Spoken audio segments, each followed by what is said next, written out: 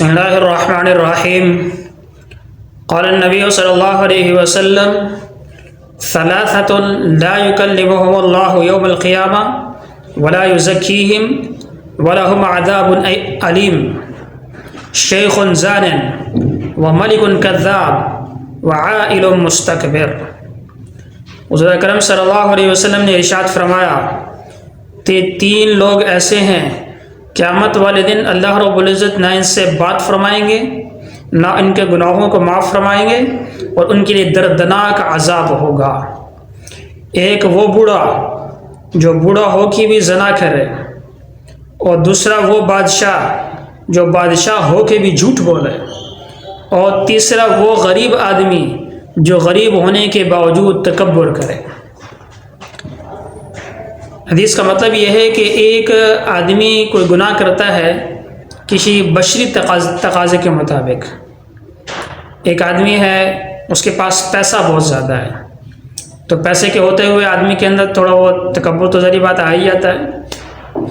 ایک آدمی ہے، جوان ہے، ابھی تک اس کی شادی کوئی نہیں ہوئی، اور وہ کوئی غلط کام کر دیتا ہے، تو اب اس مجبوری کی وجہ سے اس نے گناہ کیا ہے۔ اور ایک آدمی ہے کہ وہ بادشاہ ہے، اور لیکن اب بادشاہ ہے تو اس بادشاہت کے اندر اس کے اندر کوئی تکبر آ گیا۔ یا ایک غریب آدمی ہے، تو اب اس غریب آدمی کے پاس سے نہ کوئی تکبر کرنے والی کوئی چیز نہیں ہے، ٹھیک ہے؟ تو اور ایک غریب آدمی ہے تو اپنا یا نہ کسی پیسے کی خاطر، کسی اور اپنی مجبوری کی خاطر جھوٹ بول دیتا ہے، تو اس کی تو مجبوری ہے۔ تو اسی طرح اب یہ انہوں نے گناہ کیے کسی مجبوری کی بنیاد پہ، ان کا بھی گناہ ہے، لیکن یہ چھوٹا گناہ ہے۔ ایک آدمی ہے، اس کی کوئی مجبوری کوئی نہیں، بغیر مجبوری کے وہ کوئی گناہ کرتا ہے، اب بالکل بوڑھا ہو چکا ہے، اب اس کے اندر وہ اتنی زیادہ خواہش ہے کوئی نہیں، لیکن اس کے باوجود وہ زنا کی طرف جاتا ہے، تو اللہ کا غصہ اس کے اوپر بہت زیادہ آتا ہے۔ اللہ رب العزت نہ بچ کریں گے اس کے ساتھ، نہ اللہ رب العزت نے اس گناہوں کو معاف فرمائیں گے، اس کے لیے دردناک عذاب ہوگا۔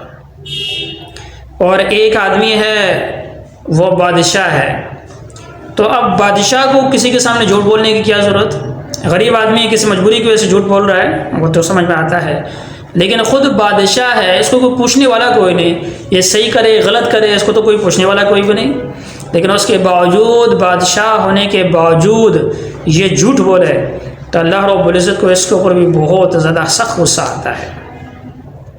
اور ایک آدمی ہے، بالکل غریب ہے، اور غریب ہونے کی وجہ سے اب اس کے اندر کوئی تکبر کرنے والی کوئی چیز کوئی نہیں، نہ زیادہ پیسہ ہے، نہ لوگوں کے اوپر اس کا کوئی روب شوب ہے، نہ کوئی اور مسئلہ ہے، اس کے باوجود یہ تکبر کرتا ہے۔ یہ تکبر کس چیز کا؟ نہ کوئی مجبوری، نہ کوئی اور، نہ کوئی بشری تقاضا، ایسے کیوں گناہ کرتا ہے؟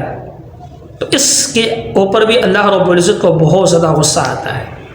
تو اس لیے ہمیں ہمیشہ ایسے گناہ سے بچنا چاہیے کہ نہ جہاں پہ ہماری نہ کوئی مجبوری، نہ کوئی بشری تقاضا، نہ کوئی اور سسٹم، بلا وجہ ہی آدمی گناہ کیا جائے، تو پھر اللہ رب العزت اس گناہ کو معاف نہیں کرتے۔ تو اس لیے ہمیں خاص طور پہ ان تین گناہوں سے بھی اپنے آپ کو بچانا چاہیے، اور ویسے بھی جہاں پہ نہ ہمیں ظلم و زیادتی نظر آ رہی ہو، اس ظلم و زیادتی کو روکنے کی میں نے تو کوشش کرنی چاہیے، اور اسی طرح اپنے تمام گناہوں سے اپنے آپ کو ہمیں بچاتے رہنا چاہیے کہ ان گناہوں سے اپنے آپ کو بچانا اللہ رب العزت کی رضا کا سبب ہے، اور بلا وجہ کسی گناہ کے اندر پڑ جانا یہ اللہ رب العزت کی بہت سخت ناراضگی آتی ہے۔